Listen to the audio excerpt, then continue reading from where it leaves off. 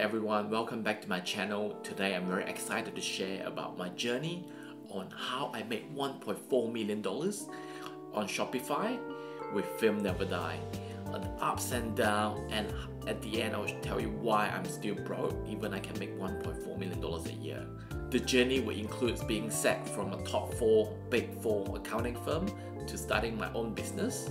I received this plate from Shopify.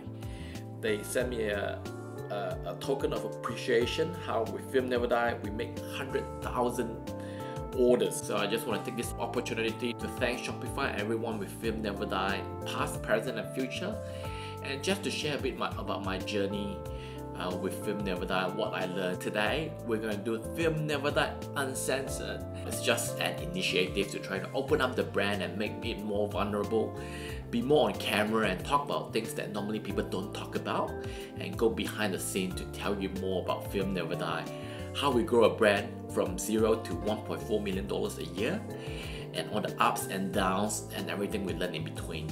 So back in 2011, the business started because I wanted to buy my now wife, back then girlfriend, a Polaroid camera, but I couldn't find any film at all.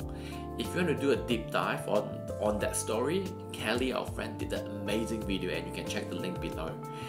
But just the gist of it is I bought my girlfriend back then, now my wife, a Polaroid camera, Polaroid Spectra camera, but we could not get any film at all. And what happened back in 2011 was Polaroid was selling every one of their factory, and the Impossible project came along and saved the last factory of Polaroid. And because of that, they were able to make new film, but they were losing a lot of the raw materials, and then you go back to the drawing board to redo the formula. As a result, the Impossible film, or now Polaroid original film, only have 8 shots compared to the 10 shots they used to have. And if you look at all the cameras which try to show all the old Polaroid cameras, they will try to show 10 shots, but in fact you ran out of film when you are at 2. Polaroid were able to start making film again, where I can buy any amount or pack of film I want and only pay $60 or $50 in DHL shipping. Back in 2011, Australian dollar is still very strong, so we're about 1 to the US dollar. So I bought just 60 packs of film, just under the $1,000 GST threshold. And so I get all the film that I have, 60 packs. I gave 10 packs to my girlfriend back then and resell the rest on eBay. And they sold within 3 days. I couldn't believe my eyes. What? There's such a demand for Polaroid film or Impossible film, but no one was selling it. So we started on eBay, just doing the same thing again, ordering 60 packs of film, use a few, sell them off. That's how we started FilmNeverDie. Because of the demand, we thought, why don't we sell Polaroid cameras as well? So we went and did a bit of research and find out you can buy second-hand Polaroid camera for quite affordable, and we just double check, make sure it works, and resell with 6 months warranty. But fast forward now, the business has morphed and transformed just very quickly. So from an eBay shop, we were very blessed to have a garage back in Parkville that has a different opening at the back of the laneway. We were living in a unit apartment, so I asked the landlord if I can run a business off there. I asked the council, I make sure my neighbors are happy, because the council pretty much say shouldn't be a problem as long as you are not making annoyance to your neighbors. So I make sure I give them chocolate and just let them know what we are doing. And clearly remember the first day when we're still stacking our Polaroid cameras, one guy just walked in from into the back lane and bought the camera off us. So we're like, wow, there's definitely a demand for this.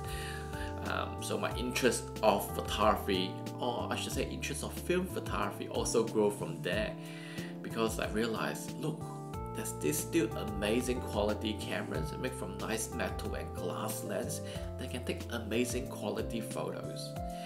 And to be honest, if you really want to tell a story, you might not need all the 3 trillions or gazillions of photos you have that you can take on your iPhone or your digital camera.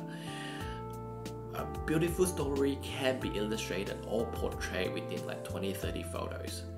So film 36 shots, train you how to be disciplined, to be able to think each shot through and see how you can tell the whole story.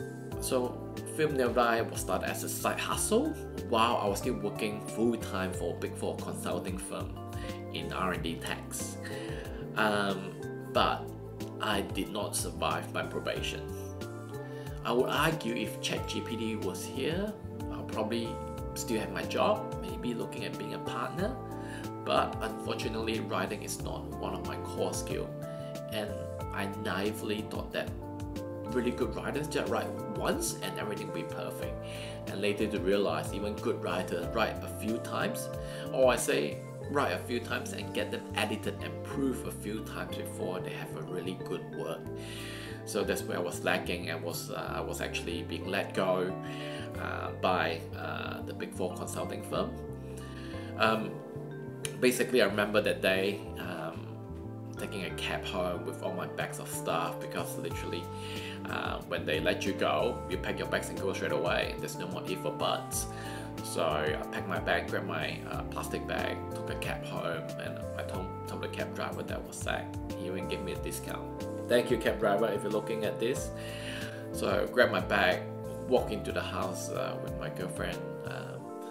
I grabbed my bags, walk into the house, see my girlfriend, and told her that, hey, I guess I was just promoted to FilmNeverDie CEO, Chief Email Officer, where we just reply emails all day. But that's how the journey began. It was a struggle, working off the garage. I need to sublist the house so that I can cover my rent. We faced numerous challenges. It was very hard to get suppliers, because if you're a new guy, like the big boys would not look at you. I remember we did sell some film on All Bargains for like $2, so I will show you, which is quite interesting. We were invited by Michael and Suzanne Silver from Magnet Gallery or PhotoNet Gallery. They're very kind to say, Gary, do you want to come in and have a small space? And they will have a gallery and just make it